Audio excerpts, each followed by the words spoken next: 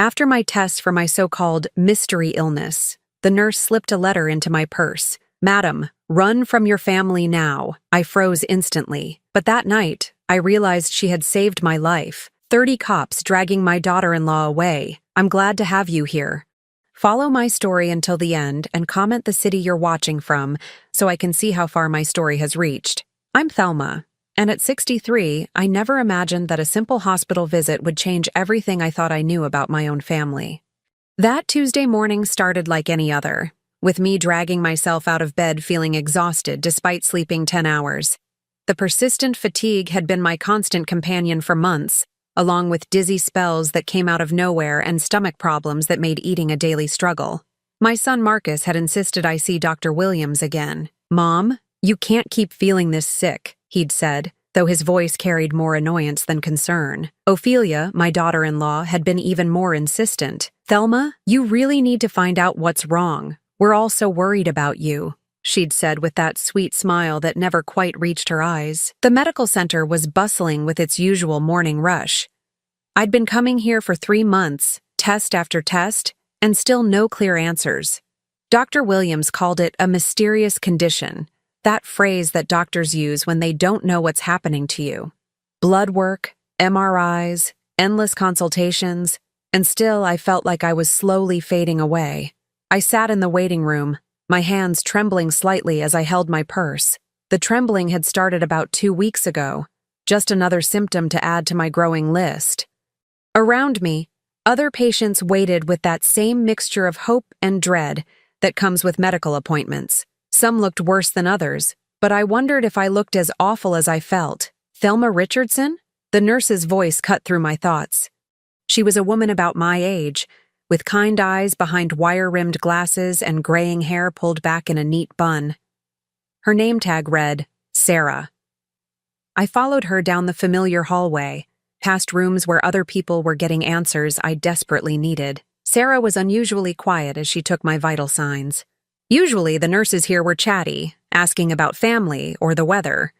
But Sarah seemed nervous, constantly glancing toward the door. "How have you been feeling, honey?" she asked, but her voice was strained.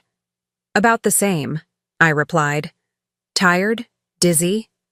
Some days I can barely get out of bed. My daughter-in-law has been such a help, though. She makes all my meals now, helps with my medications.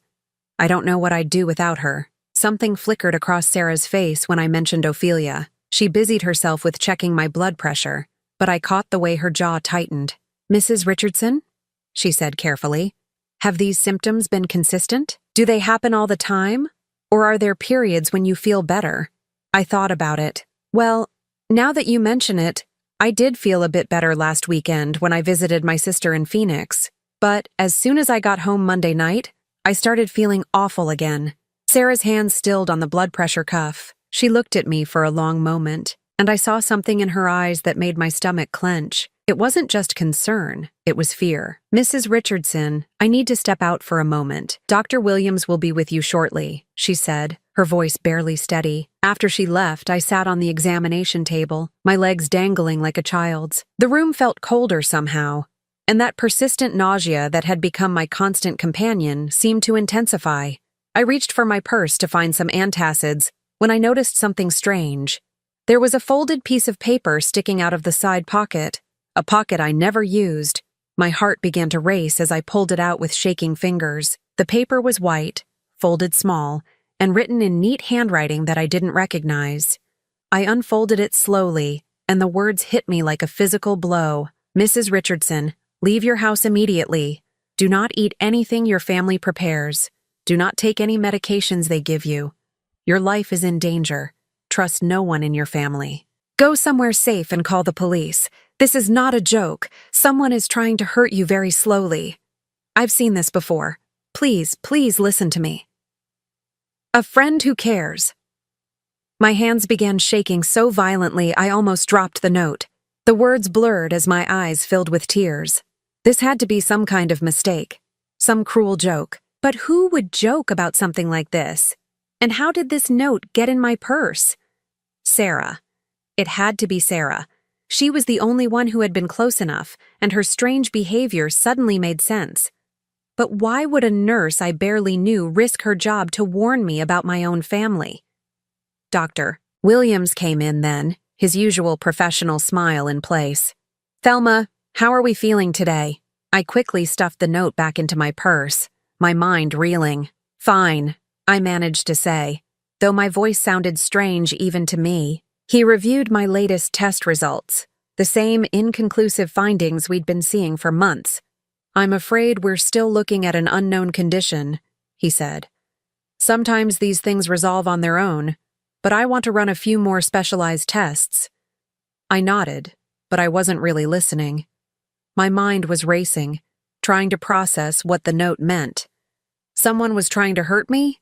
In my own home? It was impossible.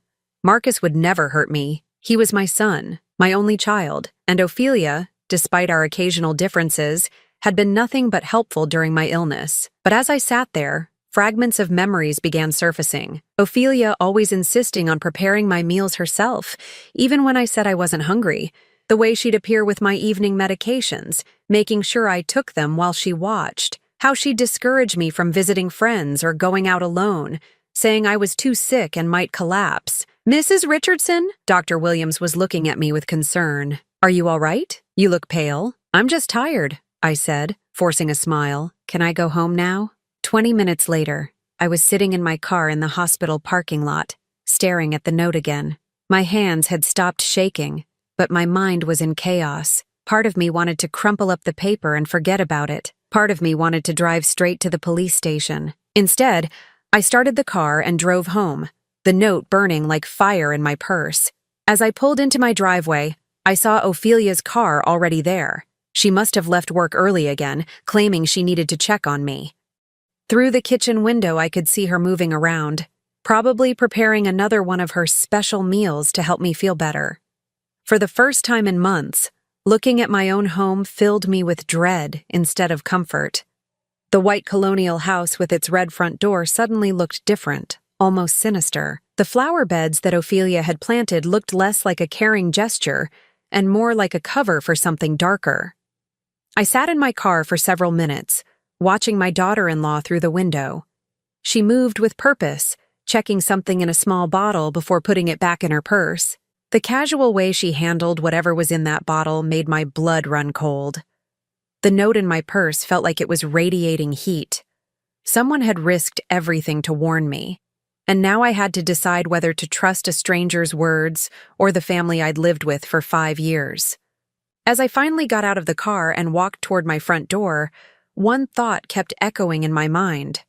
What if the person slowly killing me was the same person who had convinced everyone, including me, that she was trying to save me? The moment I walked through my front door, the smell of something cooking hit me. Usually this would have been comforting. Ophelia was an excellent cook, and she'd been preparing all my meals since I'd gotten sick. But now, with that note burning in my mind, the aroma made my stomach turn. "Thelma, you're back!" Ophelia's voice rang out from the kitchen, bright and cheerful as always. "How did the appointment go? What did Dr. Williams say?" She appeared in the doorway, wiping her hands on a dish towel. At 38, Ophelia was still strikingly beautiful, with glossy black hair and green eyes that sparkled when she smiled. She'd always been charming, which was probably why Marcus had fallen so hard for her when they met 6 years ago. Even I had been won over initially by her apparent devotion to our family. "He wants to run more tests," I said, trying to keep my voice steady. Still no answers. Ophelia's face arranged itself into an expression of concern that now seemed almost practiced. "Oh, sweetie, that must be so frustrating, but don't worry, we'll figure this out. I'm making your favorite chicken soup. The recipe always makes you feel better." I watched her carefully as she spoke. Was I imagining the way her eyes seemed to gleam when she mentioned my continued illness? Was there something calculated about the way she immediately offered food? "Actually, I'm not very hungry," I said, settling onto the living room couch. "Maybe later." Ophelia's smile faltered for just a fraction of a second. "Thelma, you need to eat to keep your strength up. You barely touched your breakfast this morning." That was true. The breakfast she'd prepared, scrambled eggs with herbs, had tasted slightly bitter, and I'd only managed a few bites. At the time, I'd attributed it to my ongoing nausea.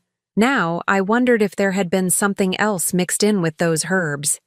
I know, but my stomach has been so sensitive lately, I said, watching her reaction carefully. All the more reason to have some gentle soup, she persisted, moving closer. I added some special ingredients that should help settle your stomach. Trust me, I've been researching natural remedies for digestive issues. The word special sent a chill down my spine. I thought about the note's warning, do not eat anything your family prepares. What kind of special ingredients? I asked as casually as I could manage. Oh, just some herbs I picked up at that health food store downtown. Ginger for nausea, chamomile for calm, and a few others that are supposed to help with digestion and energy. She spoke quickly, almost defensively.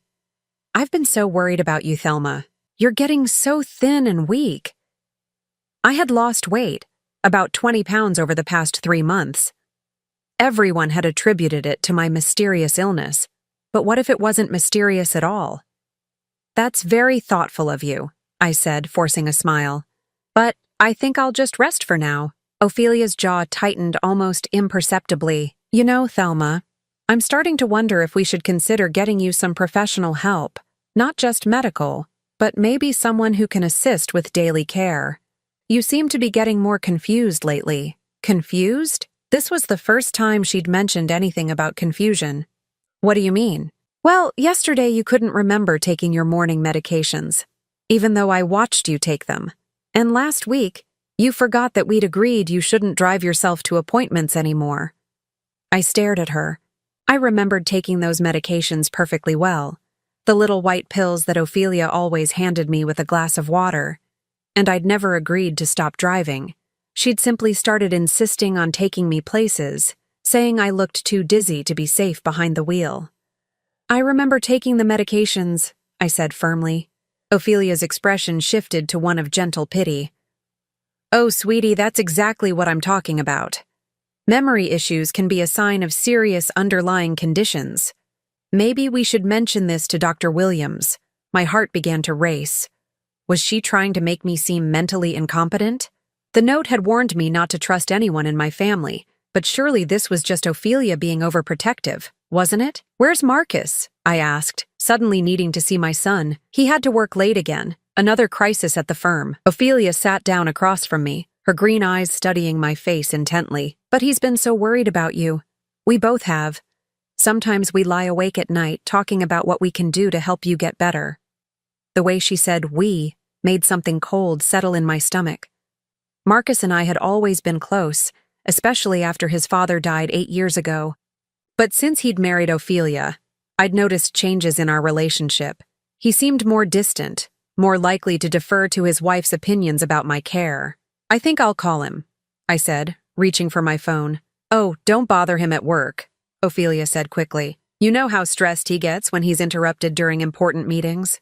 Besides, there's nothing urgent to discuss, is there? There wasn't. Not anything I could explain without sounding paranoid. How could I tell my son that a nurse had slipped me a note warning me about my own family?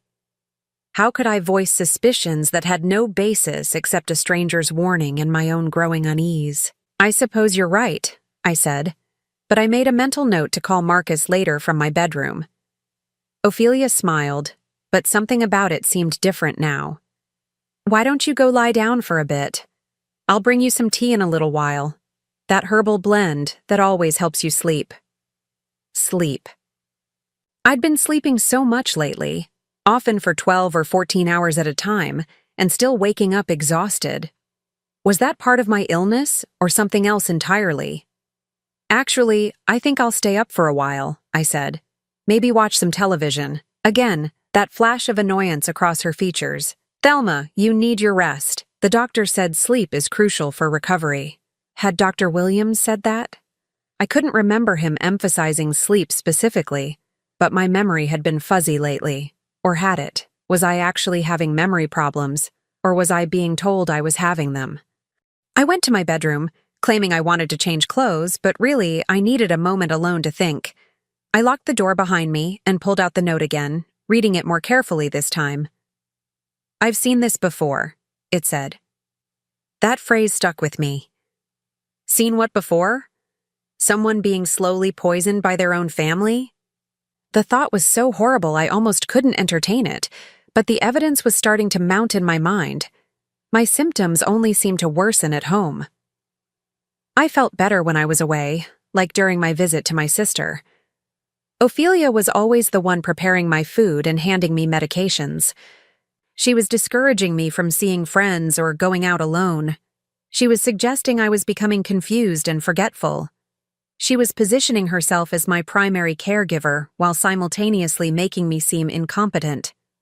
I looked at myself in the mirror above my dresser. The woman staring back at me was pale and thin, with dark circles under her eyes. I looked sick, possibly dying.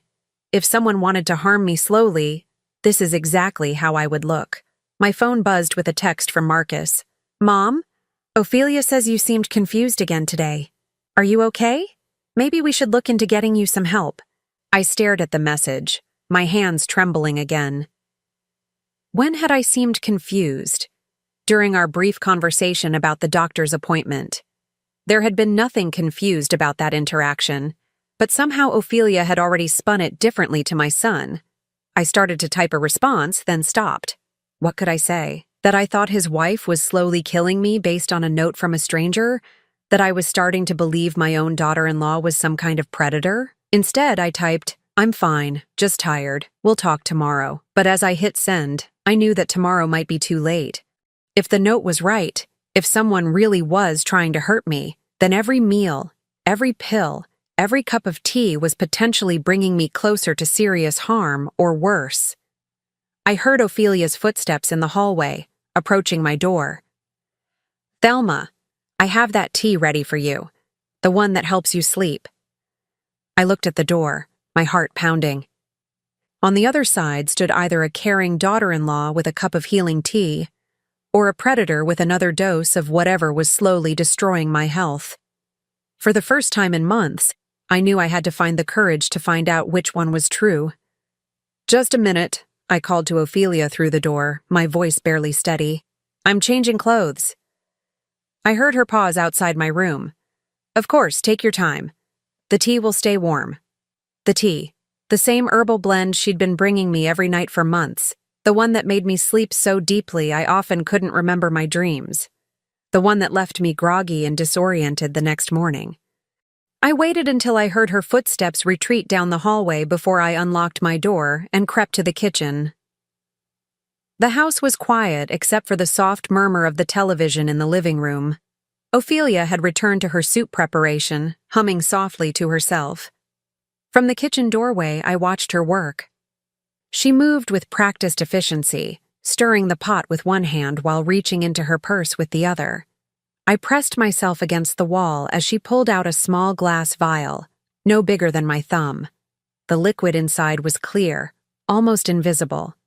My blood turned to ice as I watched her unscrew the tiny cap and measure out several drops into the steaming soup. She did it so casually, so naturally, like adding salt or pepper. Then she screwed the cap back on, slipped the vial into her purse, and continued stirring as if nothing had happened.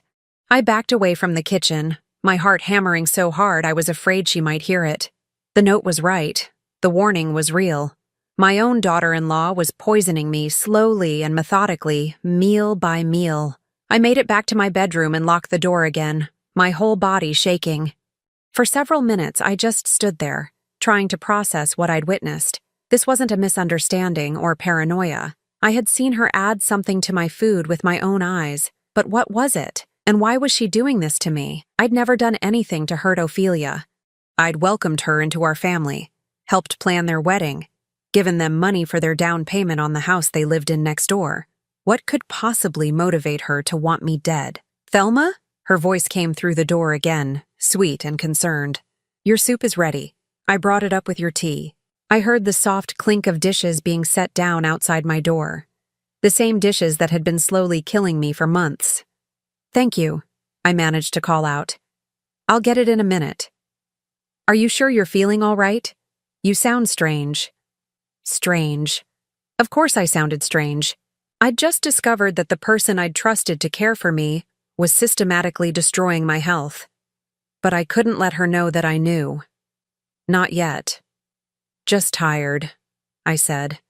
The appointment took a lot out of me. Well, make sure you eat and drink everything while it's warm. You need your strength. I waited until her footsteps faded completely before opening my door. The tray sat there innocently enough, a bowl of chicken soup that smelled delicious, a cup of herbal tea that looked perfectly normal, and even a small plate of crackers. To anyone else, it would have looked like a loving gesture from a caring daughter-in-law. I brought the tray inside and set it on my dresser, staring at it like it might explode. Then I did something I'd never done before. I took photos of everything with my phone. If I was going to prove what was happening to me, I needed evidence. Over the next hour, I heard Ophelia moving around downstairs, occasionally calling up to check on me. "How's the soup?" she asked once. "Are you feeling any better?" "It's delicious," I lied, really hitting the spot. I poured the soup down the bathroom sink and flushed the tea down the toilet, being careful to make it look like I'd consumed everything. Then I sat on my bed and did something I hadn't done in months. I actually felt alert and clear-headed. For the first time, I forced myself to think back over the timeline of my illness.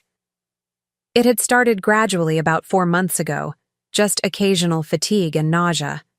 But it had gotten progressively worse, and now I realized the timing coincided perfectly with when Ophelia had started taking over my meal preparation.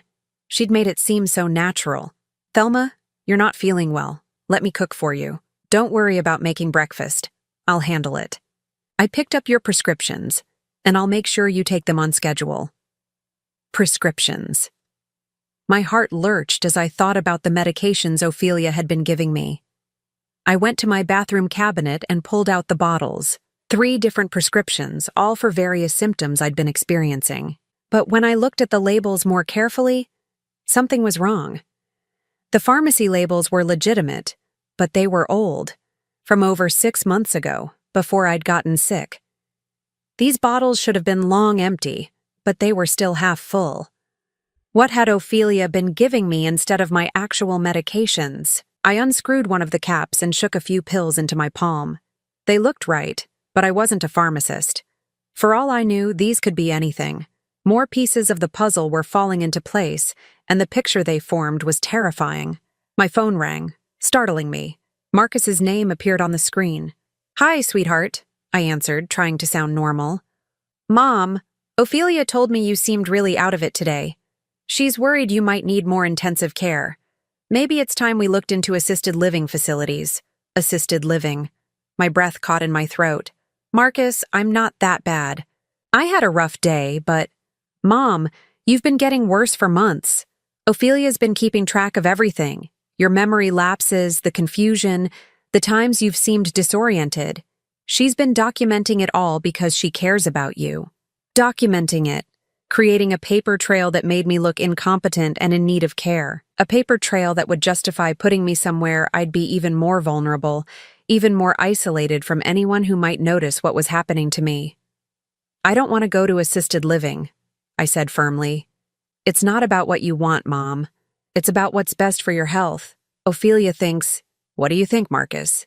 I interrupted. "This is your mother you're talking about putting away." There was a pause. "I think Ophelia knows more about medical care than either of us do. She's been researching your symptoms, talking to professionals. She only wants what's best for you." The betrayal hit me like a physical blow.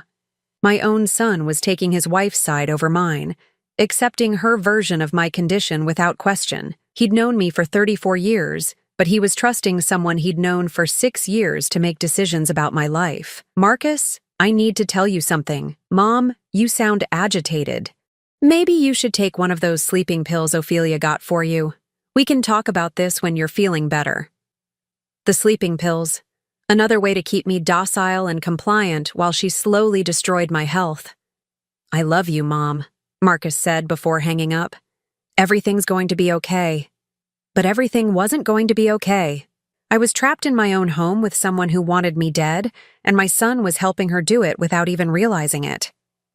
I sat in the growing darkness of my bedroom, holding my phone and trying to figure out what to do next. I could call the police, but what evidence did I have? I'd seen Ophelia put something in my soup, but I couldn't prove what it was. I had suspicions about my medications, but no proof they'd been tampered with. And who would believe me? A sick, elderly woman accusing her caring daughter-in-law of trying to kill her. Especially when that daughter-in-law had been documenting my apparent mental decline for months. I thought about the nurse, Sarah, who had risked her job to warn me. The note had said she'd seen this before. I needed to find her, to understand what she knew and how she'd recognized what was happening to me. But first, I needed to survive the night. And tomorrow, I needed to start fighting back. A soft knock at my door interrupted my thoughts. "Thelma, I'm going to bed now. Do you need anything?" "No, thank you," I called back, my voice surprisingly steady. "Good night, Ophelia. Good night. Sweet dreams, sweet dreams." As if she was wishing me pleasant thoughts while she plotted my destruction. As if she cared about my comfort while systematically destroying my health. I listened to her footsteps going down the hall to the guest room where she'd been staying, to keep an eye on me while Marcus worked late. How convenient that she was always here, always available to prepare my meals and monitor my condition. For the first time in months, I didn't take any of the pills she'd left for me. I didn't drink the herbal tea. I didn't eat anything she'd prepared. And for the first time in months, I lay awake most of the night, alert and thinking clearly. By morning, I had a plan. I woke up feeling more alert than I had in months, which only confirmed my worst fears. After avoiding Ophelia's medicine for just one night, the fog in my brain was already beginning to clear. I could think more sharply. My hands weren't trembling, and the constant nausea that had plagued me was noticeably better. Ophelia appeared at my door at 7:30 sharp, carrying a breakfast tray. "Good morning, Thelma. How are you feeling today?" I studied her face carefully. In the morning light, she looked different to me now. The smile that had once seemed caring now appeared calculated. The concern in her green eyes looked more like assessment. "Better, actually," I said truthfully. "Much better." Something flickered across her expression. Disappointment? Surprise? "That's wonderful. But you know how these things go. You have good days and bad days. That's why it's so important to stay consistent with your medication and nutrition." She set the tray down on my bedside table. Scrambled eggs, toast, orange juice, and my morning pills arranged in a small dish. The same breakfast routine we'd established months ago when I'd first gotten sick. "I'm not very hungry this morning," I said, testing her reaction. "Thelma, you have to eat. You've lost so much weight already." Her voice carried a note of urgency that I'd never noticed before. "Your body needs fuel to fight whatever's making you sick. Maybe just the toast," I conceded, reaching for the least risky item on the tray. "And your medications," she pressed. Dr. Williams was very specific about taking them at the same time every day. I looked at the small dish containing 3 different pills.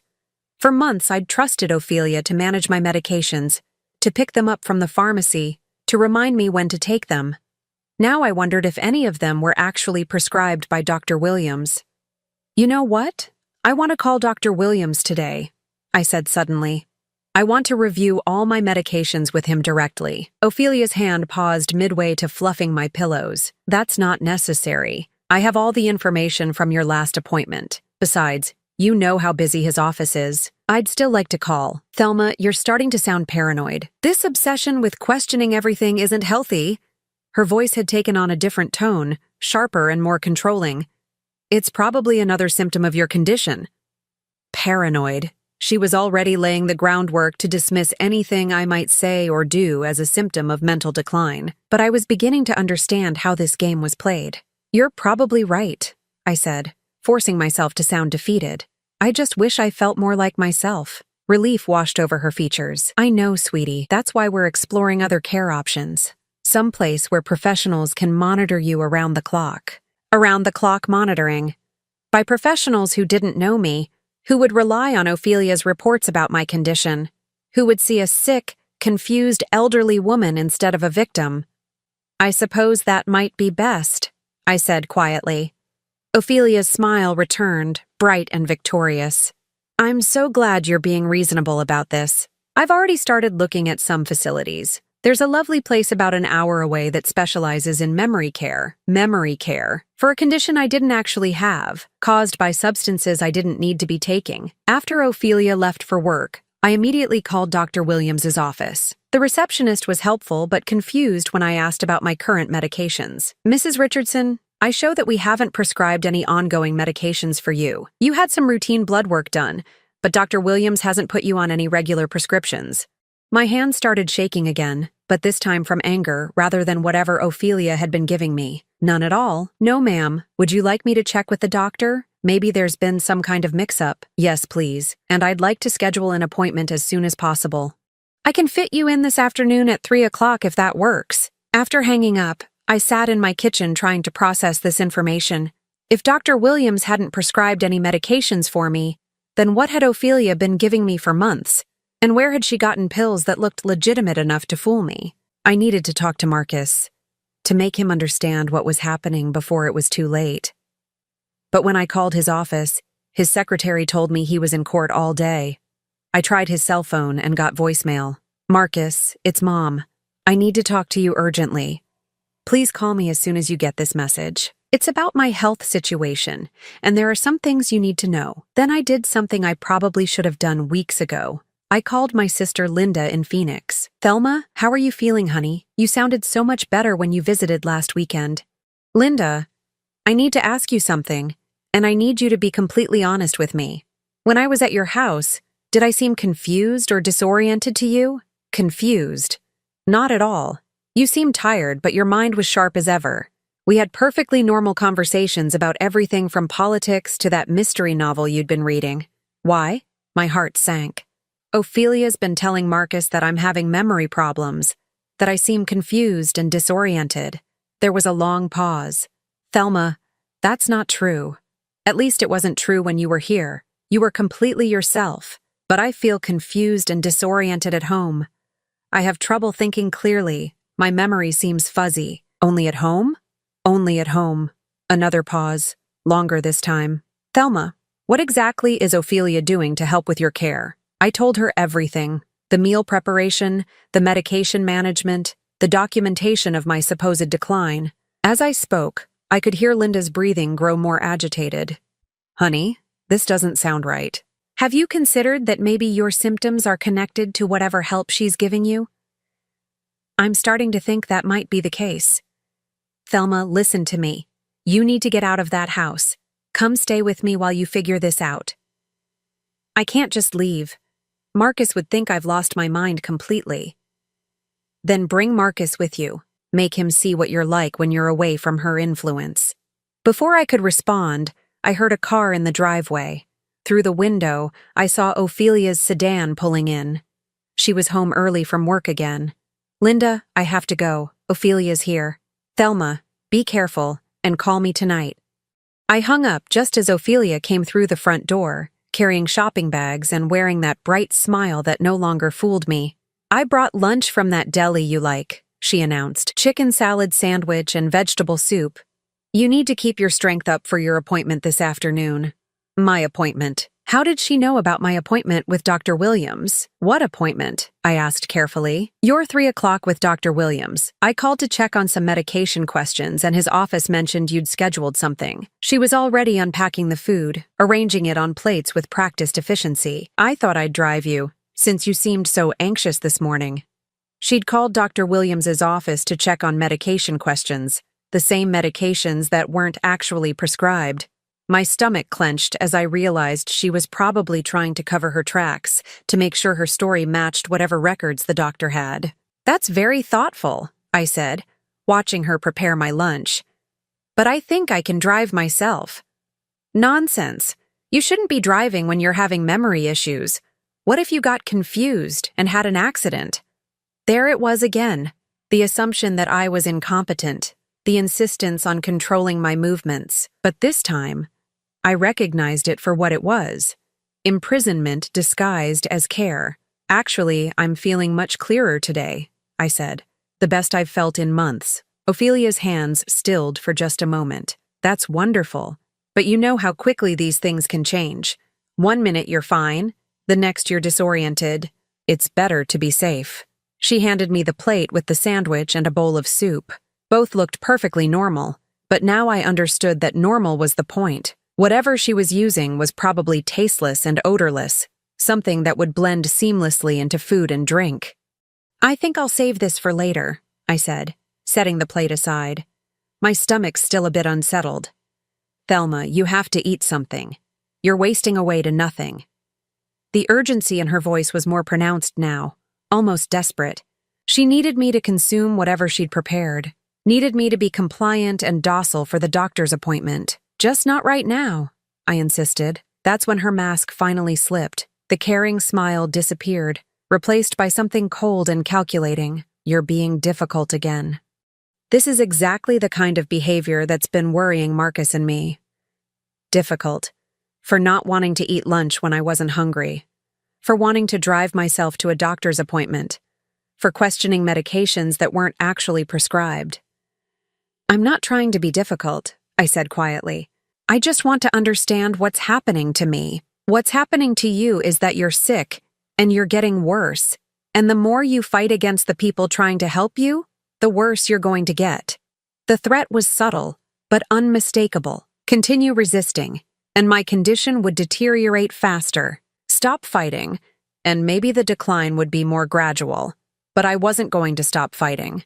Not now that I finally understood what I was fighting against. My phone rang, and Marcus's name appeared on the screen. Ophelia watched me carefully as I answered. "Mom, I got your message. What's this about?" "Marcus, I need you to come over right away. There are some things about my health situation that we need to discuss. Can't it wait? I'm swamped today, and Ophelia said she's driving you to your appointment this afternoon. No, it can't wait. And I need you to hear this from me, not from Ophelia."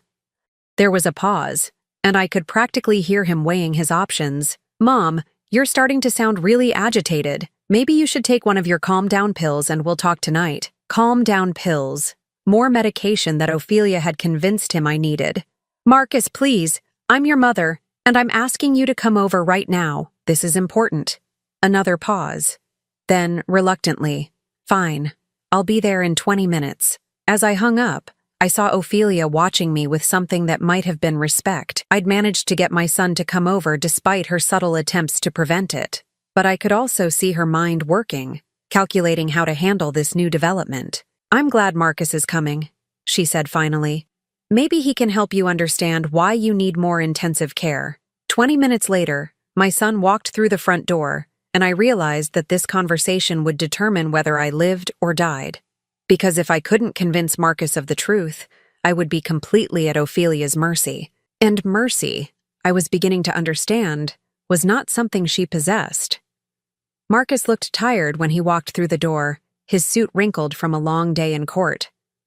At 34, he still had his father's strong jaw and serious eyes, but there was something different about him now.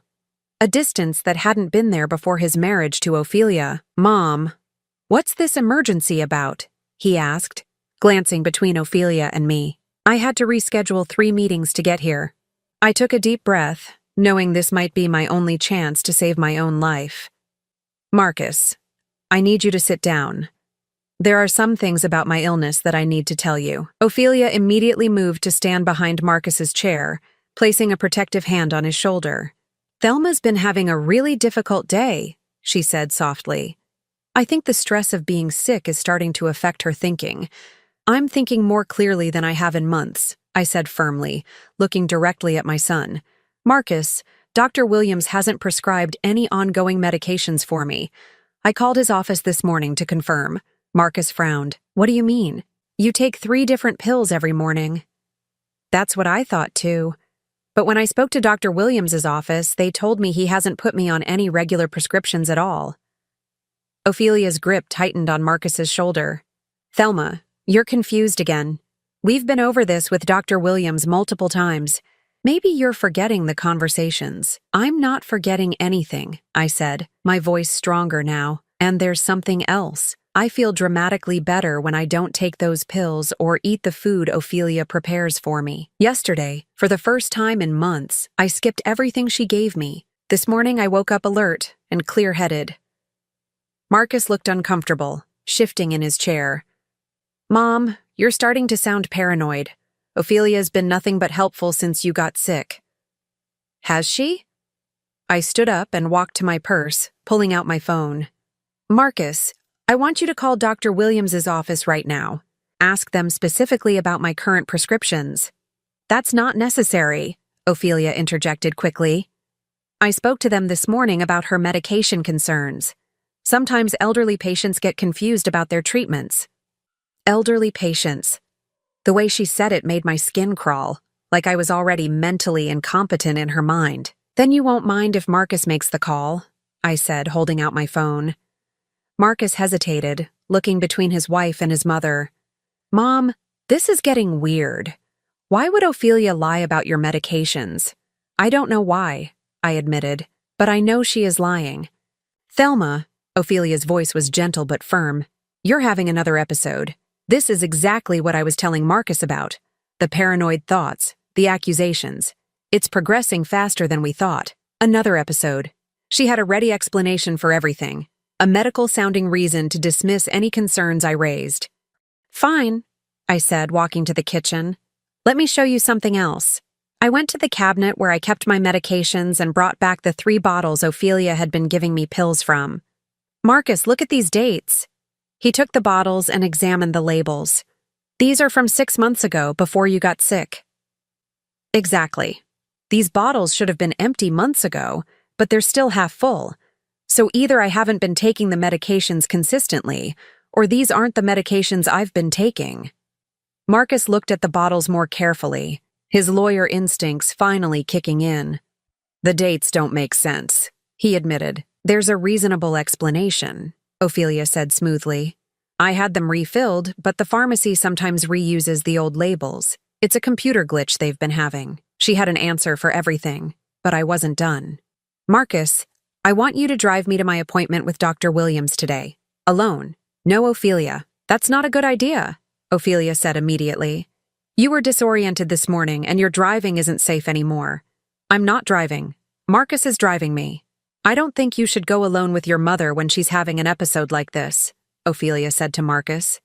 What if she becomes agitated or confused while you're there? You won't know how to handle it. I watched my son's face as he processed this. The woman he loved and trusted was telling him his mother was mentally unstable and potentially dangerous. The mother who had raised him was claiming that same woman was trying to harm her. Mom, Marcus said slowly, maybe Ophelia should come with us, just in case. My heart sank. He was choosing her version of reality over mine. Marcus, please, I'm begging you. Just this once. Trust me over her. Something in my voice must have reached him because he paused. Why is this so important to you?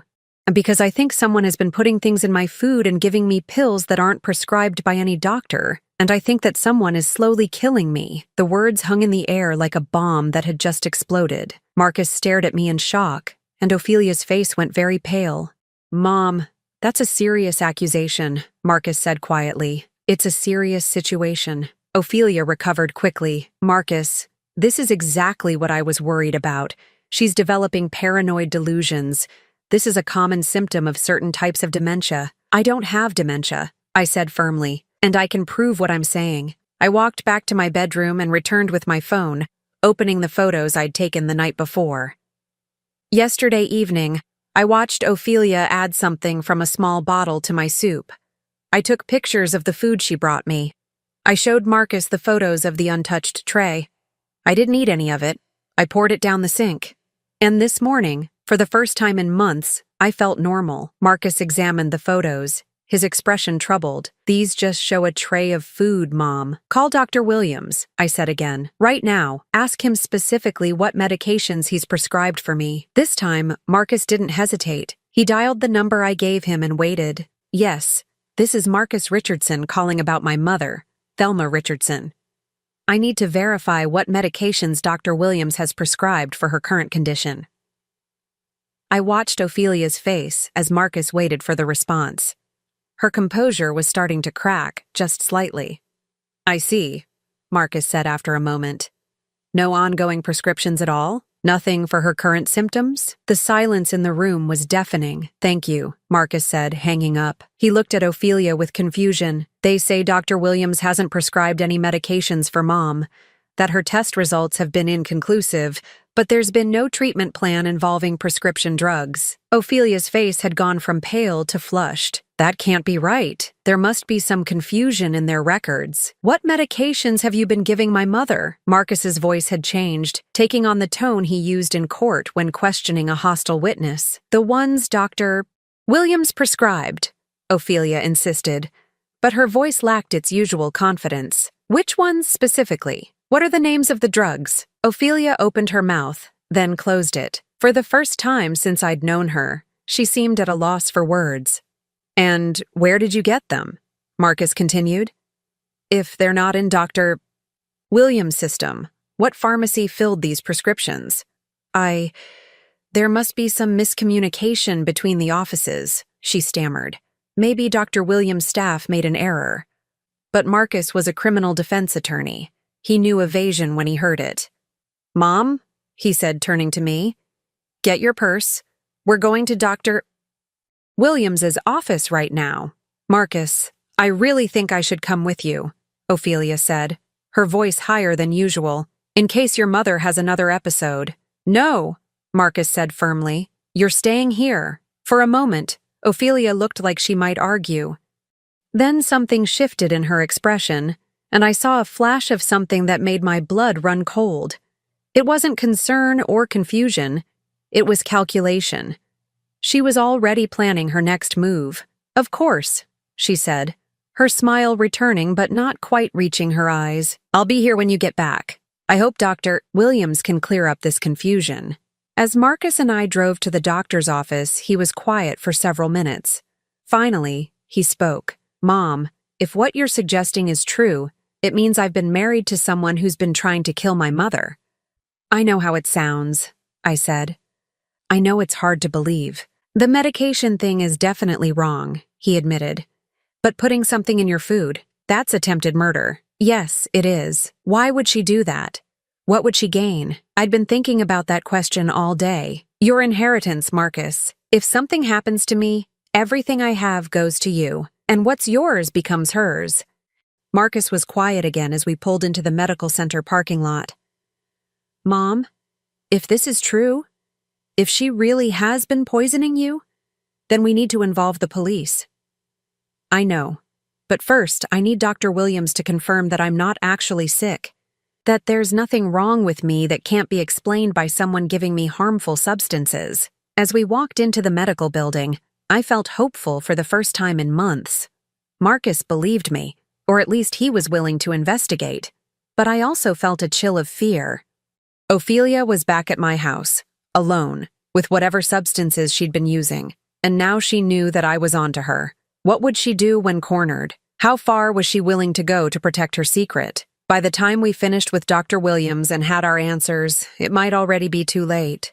Dr. Williams confirmed what I already knew, but desperately needed documented. After a thorough examination and review of all my test results, he found no underlying medical condition that would explain my symptoms. More importantly, he agreed to order immediate blood and urine tests to screen for foreign substances. Mrs. Richardson, he said, his expression grave.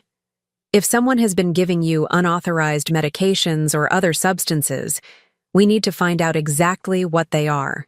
Some of these compounds can cause permanent damage if exposure continues. Marcus sat beside me, his face a mask of controlled fury. How long before we get the results? I'm marking this as urgent. We should have preliminary results by tomorrow morning, full analysis by Friday. As we left the medical center, Marcus was quiet until we reached the car. Then he turned to me, his voice shaking with emotion. Mom, I'm so sorry. I should have listened to you. I should have questioned what was happening instead of just accepting Ophelia's explanations. You trusted your wife, I said gently. That's what you were supposed to do. I was supposed to protect my mother, too. We drove home in heavy silence, both of us dreading the confrontation that was waiting. But when we pulled into the driveway, Ophelia's car was gone.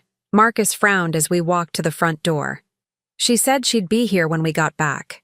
Inside, the house felt different, empty in a way that had nothing to do with Ophelia's physical absence. On the kitchen counter, I found a note written in her neat handwriting. Marcus and Thelma. I realized that my presence might be making things more stressful for everyone. I've gone to stay with my sister for a few days to give you both some space. I hope Dr. Williams was able to help clarify things. Love, Ophelia. Marcus read the note over my shoulder. She's running, or regrouping, I said. This isn't over. I was right. The next morning, Dr. Williams called with the preliminary blood test results. I had significant levels of several substances in my system that had no business being there. A mild sedative, a drug typically used to treat nausea that in larger doses could cause confusion and memory problems, and traces of a plant extract that could cause fatigue and digestive issues. Mrs. Richardson, these substances, taken together over an extended period, would definitely cause the symptoms you've been experiencing. The combination is quite sophisticated, designed to mimic various illness symptoms while keeping the victim functional enough not to raise immediate alarm. Marcus was on the extension line. Dr. Williams, this is clearly deliberate poisoning.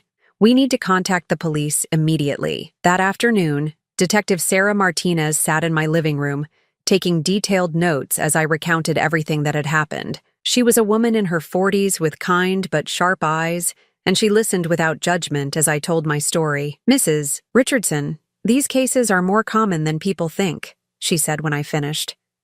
We see this type of gradual poisoning in domestic situations, often with financial motives. The challenge is always proving intent and gathering sufficient evidence. What kind of evidence do you need? Marcus asked. We'll need to test any remaining food or medications in the house. We'll want to examine Mrs. Richardson's medical records to show the timeline of symptoms, and we'll need to trace where the substances in her system came from. Over the next several hours, Detective Martinez and a forensics team methodically went through my kitchen and bathroom. They found traces of the same substances from my blood test in an herbal tea blend that Ophelia had been giving me nightly. Hidden in the back of her purse, which she'd left behind in her hurried departure, they found 3 small vials containing concentrated forms of the same compounds.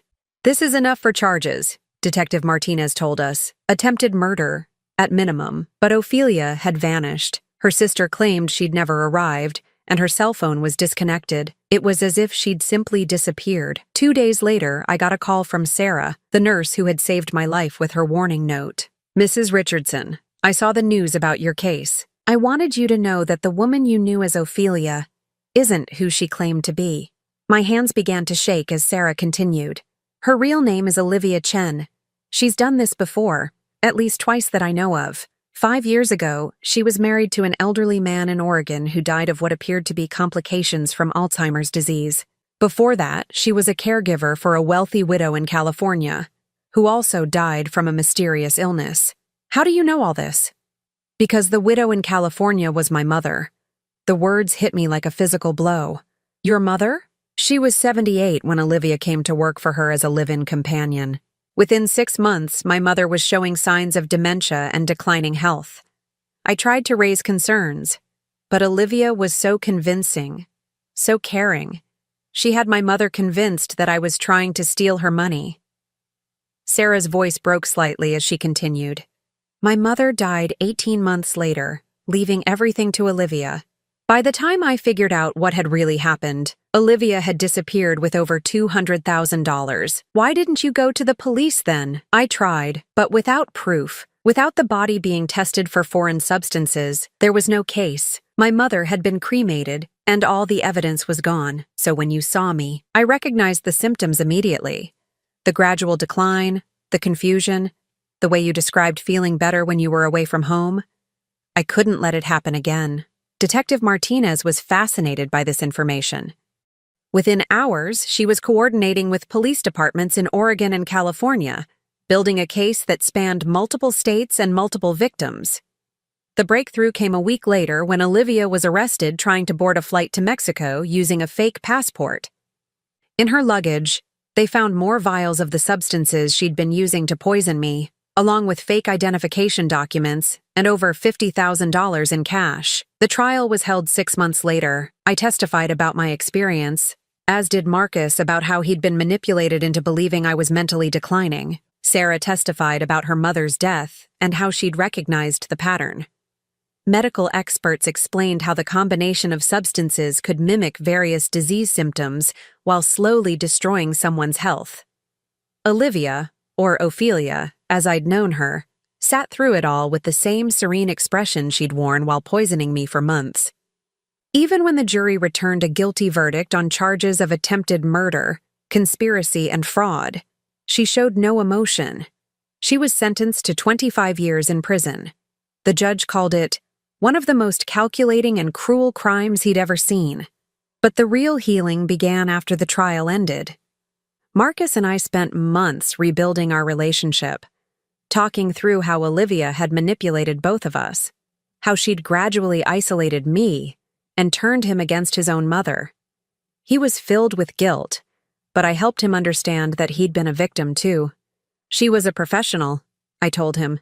This was what she did. She studied people, found their weaknesses, and exploited them. You couldn't have known. My health returned completely within a few months of stopping the substances Olivia had been giving me. The fatigue disappeared, my mind cleared, and I regained the weight I'd lost. Dr. Williams marveled at my recovery, saying it was like watching someone come back from the dead. A year later, I was contacted by Detective Martinez again. 2 more cases had emerged.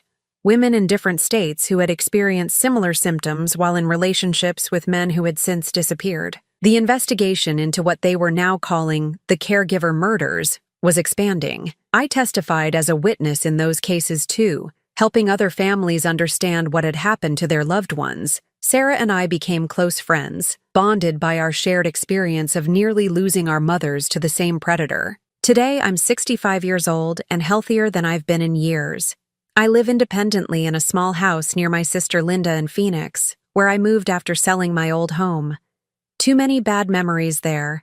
Too many reminders of how close I came to becoming another of Olivia's victims. Marcus visits every few weeks, sometimes bringing his new girlfriend, a kind woman who reminds me what genuine care looks like. He's been in therapy, working through the guilt and the realization that he'd been manipulated into nearly losing his mother. Sometimes I think about that day in Dr. Williams' office when I found the note in my purse. If Sarah hadn't had the courage to risk her job to warn a stranger, I would be dead now. Olivia would have continued her slow poisoning until my body could no longer fight off the toxins, and everyone would have mourned the sad decline of an elderly woman who'd succumbed to a mysterious illness. Instead, I'm alive, I'm free, and I'm helping other families recognize the signs of what happened to me. The police estimate that Olivia may have been responsible for at least 8 deaths over the past 15 years, all elderly people who died of apparent natural causes while in her care. The most important thing I learned is that evil rarely announces itself with dramatic gestures. It comes wearing a caring smile, offering help you didn't know you needed, slowly and methodically destroying your life while convincing everyone that it's trying to save you. But I also learned that sometimes, when everything seems hopeless, help comes from unexpected places. A stranger's courage can save your life. Your own instincts, when you finally listen to them, can lead you to safety. I'm grateful every day that I found the strength to fight back, to question what everyone else accepted, to choose survival over compliance. Because in the end, that choice didn't just save my life. It helped put a predator behind bars and potentially saved countless other victims. The nightmares have mostly stopped now. The fear that every meal might be poisoned, that every act of kindness might hide malicious intent, those feelings have faded with time and healing. I trust people again, but I also trust myself more. I listen to my instincts, ask questions when things don't feel right, and never again will I let anyone convince me that my own perceptions are wrong. Most importantly, I'm no longer afraid. For months, I lived in terror of the person who was supposed to be caring for me. Now I live in peace, surrounded by people who genuinely love me, free from the shadow of someone who saw my death as a stepping stone to their own comfort. That's what real victory looks like. Not revenge, but simply the freedom to live without fear. Now I'm curious about you who listened to my story. What would you do if you were in my place? Have you ever been through something similar? Comment below, and meanwhile, I'm leaving on the final screen 2 other stories that are channel favorites, and they will definitely surprise you. Thank you for watching until here.